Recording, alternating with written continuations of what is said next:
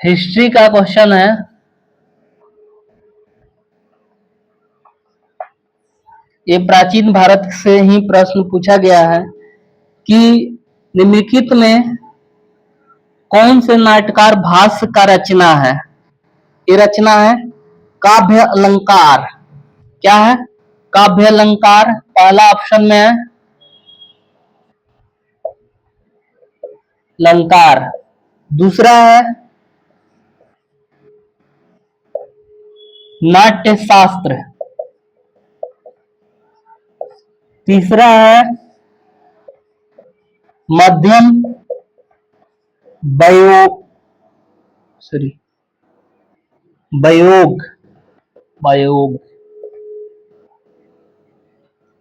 D number चौथा है महाभास।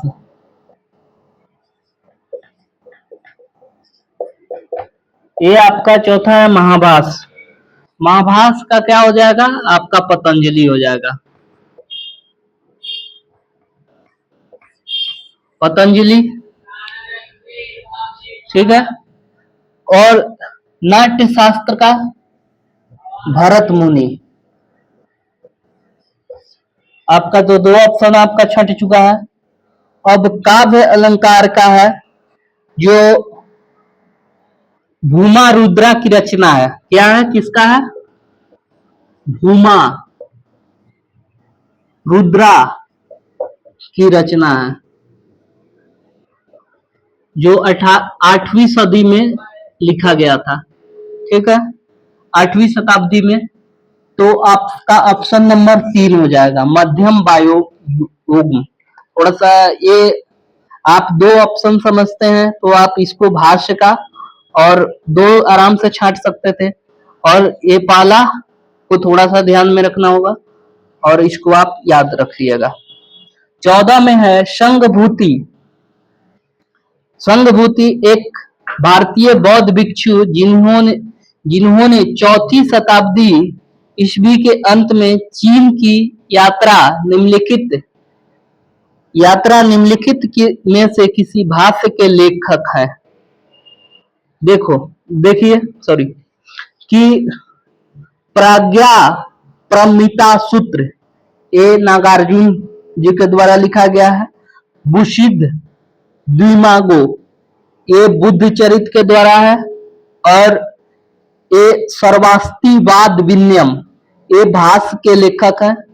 ये कौन सा भाष्य हो जाएगा? ललित विस्तार ये बुद्ध की जीवनी से संबंध है। तो इसलिए आपका ऑप्शन नंबर सी हो जाएगा। ये आपका थोड़ा सा डिफिकल्ट प्रश्न था। और जैसे कि 15 नंबर प्रश्न को देख लेते हैं, ये करंट से थोड़ा सा रिलेटेड है। यूनेस्को द्वारा विश्व धरोहर में शामिल निम्नलिखित संपत्तियों को विचार कीजिए। जैसे देखिए शांति निकेतन है, दूसरा में रानी की बाब है, होसले वंश की पवित्र मंदिर समूह है, चौथा में है बोध गया में स्थित महाबोधि परिषद मंदिर।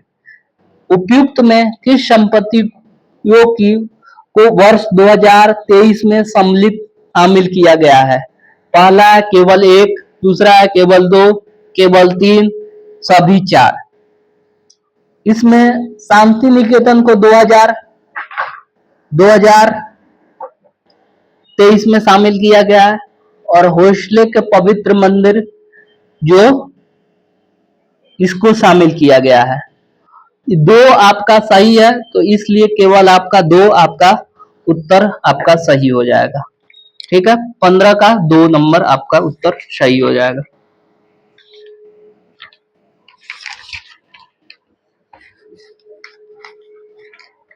उसके बाद फिर हम लोग हिस्ट्री का प्रश्न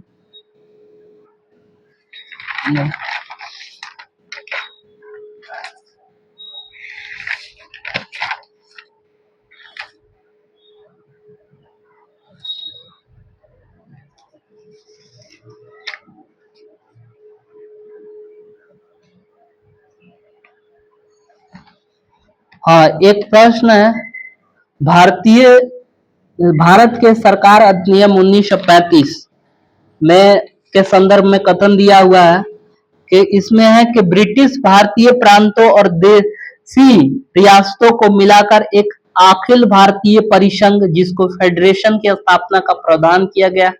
ये बात सही है, पहला केवल एक ऑप्शन सही हो जाएगा। रक्षा और विदेशी संबंधित मामलों को परिसंघीय विधानमंडल के नियंत्रण के अधीन रखा गया है। ये कथन आपका गलत है, तो इसलिए आपका 1935 के फेडरेशन के संघ के बाद के कहा गया है, तो इसलिए आपका 12 का केवल आपका 2 नंबर सॉरी 1 सही उत्तर हो जाएगा।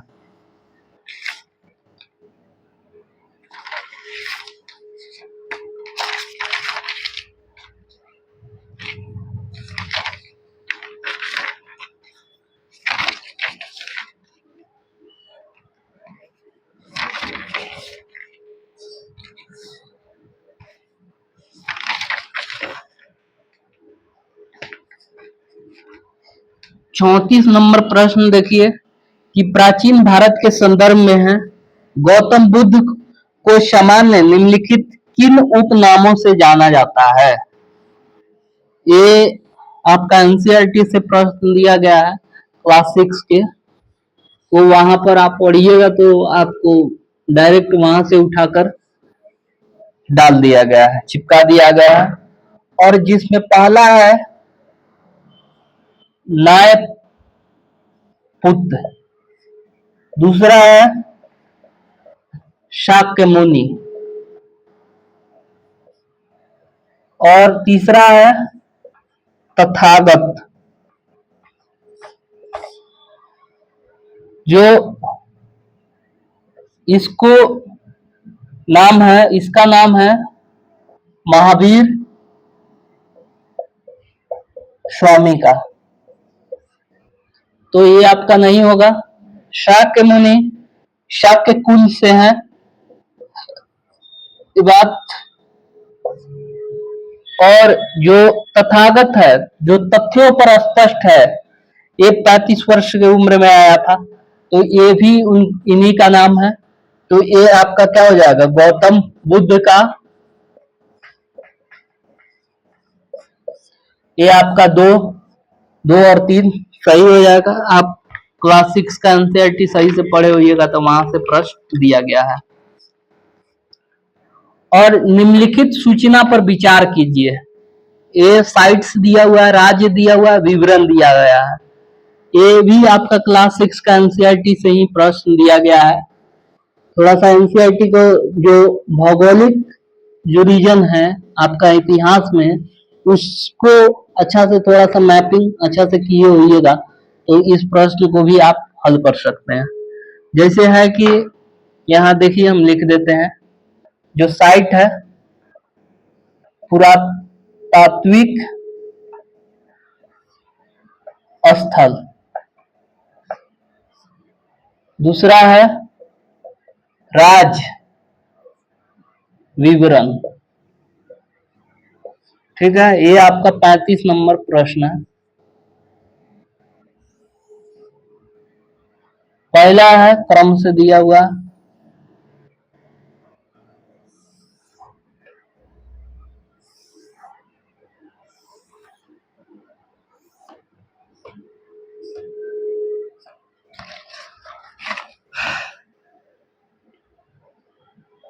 एक 2 3 4। ठीक है, चंद्र केतुगढ़, चंद्र केतुगढ़, ये जैसे कि इसमें दिया हुआ है ओडिशा,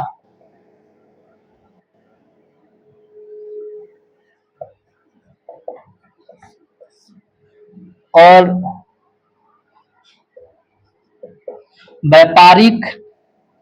व्यापार का बंदरगाह है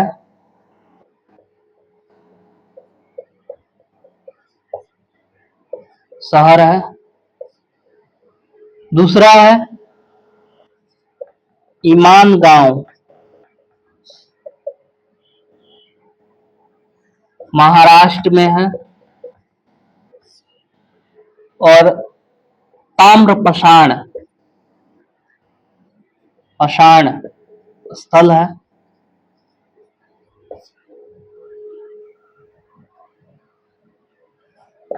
मंगडू केरल और महापाषाण पाषाण स्थल है।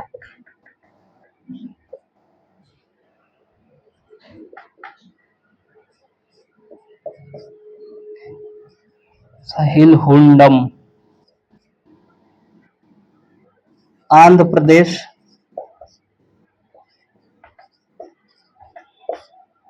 और शैलकृत गुफा मंदिर। जैसा कि ये चंद्रकेतुगढ़ ये आपका उड़ीसा में नहीं है, ये आपका गलत है, ये वेस्ट बंगाल में है, पश्चिम बंगाल में है साइट है। और ये इसका जो वेस्ट बंगाल में चंद्रकेतुगढ़ ये किसके लिए है विवरण मिलता है, मिट्टी की क्या हो जाएगा, बर्तन के लिए और इमाम गांव महाराष्ट्र में स्थित है। और इमाम गांव जो सोनगांव दैमाबाद ये सब कहाँ का है, महाराष्ट्र का है। ये सब ताम्र पाषाण स्थल है। तो आपका 2 नंबर क्या हो जाएगा, सही हो जाएगा। और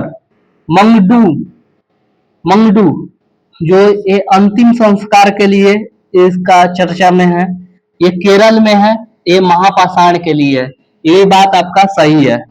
और जिसमें साहिल हुंडम ये आंध्र प्रदेश में है और ये शैलकृत नहीं होगा, ये स्तूप गुफा होगा, ये यही आपका गलत है। तो आपका 2 और 3 क्या हो जाएगा, सही हो जाएगा और ये आपका सही हो गया। केवल बी 2 और 3 सही है। और 36 में है कि मध्यकालीन भारत में निम्नलिखित में शासकों में से किसने पुर्तगाली को भटकल में एक किला बनाने की अनुमति दी। ये ऑप्शन है आपका, पहला ऑप्शन है कृष्णदेव राय, दूसरा है नरसिम्हा सालू, तीसरा है मोहम्मद शाह तृतीय, चौथा है यूसुफ आदिल शाह। तो ये आपका जो ऑप्शन होगा कृष्णदेव राय, ये आपका उत्तर सही हो जाएगा। ये मध्यकालीन भारत से एक प्रश्न पूछा गया था। उसके बाद फिर हम लोग एक 37 नंबर पर प्रश्न पर आते हैं।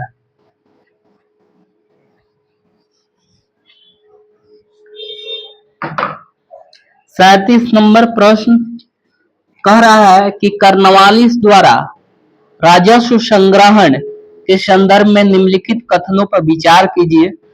पहला कथन है कि राजस्व संग्रहण रैयतवाड़ी बंदोबस्त के अधीन किसानों के फसल खराब होने या प्राकृतिक आपदा की स्थिति में राजस्व भुगतान से छूट दी गई है। ये बात कहीं से छूट नहीं दी गई थी, टैक्स वसूला जा रहा था। ये बंगाल में अस्थायी बंदोबस्त के अधीन यदि जमींदार नियत तिथि पर उससे पहले राजस्व का भुगतान करने में विफल रहता था तो उसे जमींदार से हटा दिया जाता था। देखिए 1792 में आया था सूर्यास्त कानून और उसके बाद 1793 में आया अस्थायी बंदोबस्त। तो ये आपका बात सही है, केवल 2 आपका सही हो जाएगा। ये आपका मॉडर्न हिस्ट्री से प्रश्न था और ये आपका 38 नंबर प्रश्न है। ये उम्मीद करते होंगे कि शायद लास्ट भी प्रश्न है इतिहास का, कि ये भी आपका एंशिएंट से ही दिया गया है कि उपनिषद में कोई कथन पर विचार करना है। पहला ऑप्शन है कि उपनिषद में कोई तिथि कथा पैरेबल नहीं है, ये बात गलत है। और दूसरा है कि उपनिषद की रचना पुराणों से पहले हुई है, ये बात सत्य है। दूसरा ऑप्शन क्या हो जाएगा, आपका सत्य है। केवल आपका 2 नंबर ये आपका हो जाएगा। और इसी के तहत आपका हिस्ट्री और पॉलिटी का जो डिस्कशन था आज में समाप्त हुआ। और उसके बाद हम लोग 100 प्रश्न है, धीरे धीरे हम लोग थोड़ा सा ये डिस्कशन है। और हिस्ट्री और पॉलिटी को आप इसको लिख कर और इसको आप याद कीजिए, प्रश्न निकलवा लीजिएगा और उसको थोड़ा बनाने का कोशिश कीजिए। हम उसको डिस्कशन कराए हैं, उसको आप उसी जगह लिख लीजिएगा। और इसको आने वाले जो भी टीसीएस के एग्जाम में इस तरह का देखिएगा प्रश्न पूछने की प्रबल संभावना रहेगी। इस टाइप का क्वेश्चन आपके आएगा तो आपको हल करने में बहुत सारा प्रश्नों में मदद मिलेगा। ठीक है, तो आज के लिए इतना ही। आप लोग के बहुत बहुत धन्यवाद।